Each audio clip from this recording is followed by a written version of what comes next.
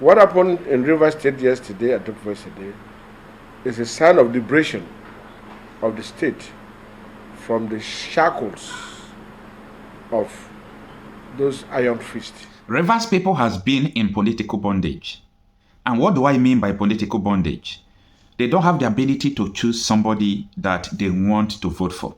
Look at what happened during the presidential election. Look at what happened during the gubernatorial election. Wike is just there like their God. Anybody he says go, you go. When he says die, you die. But with this thing going on in Rivers State, Wike has lost relevance and the man is going into retirement.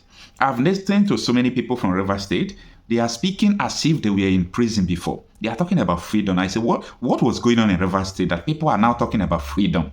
Meaning that this present governor has come to liberate so many people from the fear of Wike that they have been going through. I never knew that these people have been in bondage since. I listened to this man, a guest on Arise News. Listen to him first, while the second video in this clip is about the explanation of this freedom I'm talking about that the Rivers people has been in bondage. Take your time and watch them. Let's look at the situation that led to this entire issue. Continue. First of all, Governor Wike demanded 25% of Rivers State allocation. Are you playing? It seemed even from the rumors we hear about, seemed even offered to give 10% of Rivers State allocation. This is what is happening in our state. Not just that, we had a situation where he appointed almost all the commissioners, appointed SS for the man, appointed a chief security officer. This man! Come on, these are personal things that should be of concern to the governor. Now, let me also shock you that out of the 5 billion palliative money that was sent to Rivers State, Wike demanded for 2 billion. Jesus! And when we look at all these things, you will not ask him to fold his hands. Watch these things happen to Rivers people. Sim also has conscience. And that is why some of us commend his move. And against what Wike is doing in Rivers State. You've heard yourself. This statement was made on the national television. So it's not a private conversation that you could say that the person don't know what he was saying. There is no human being that could tolerate what the present governor of Rivers State was tolerating. I think he was fed up. And posterity will judge him for facing this man he called his political leader and disagreeing with him. Listen to what I said about political freedom in Rivers. What happened in River State yesterday, I took yesterday, is a sign of liberation of the state from the shackles of those iron fists that were tied to an emperor of River State, the former emperor of River State. To me and other River State people, we totally condemn in totality what happened in River State.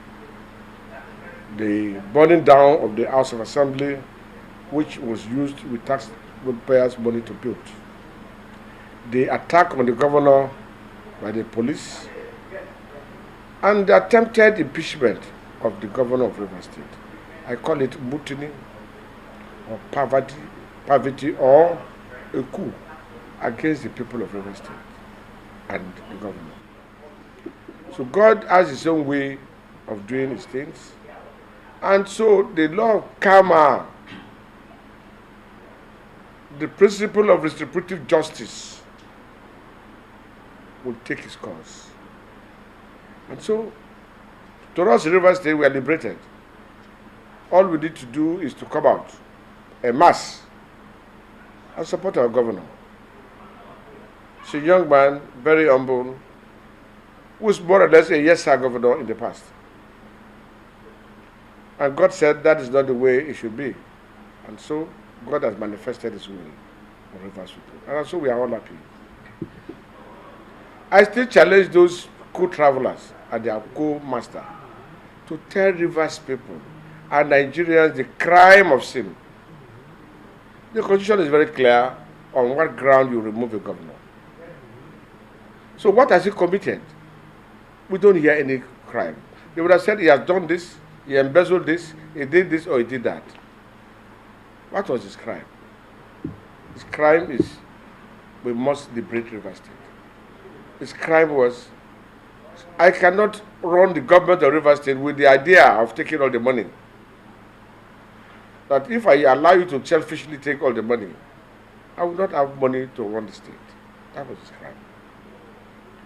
Here is a governor, it is unprecedented, where his predecessor will appoint 15 commissioners out of 16. The governor was at his mercy of appointing a commissioner, and that commissioner was just for information.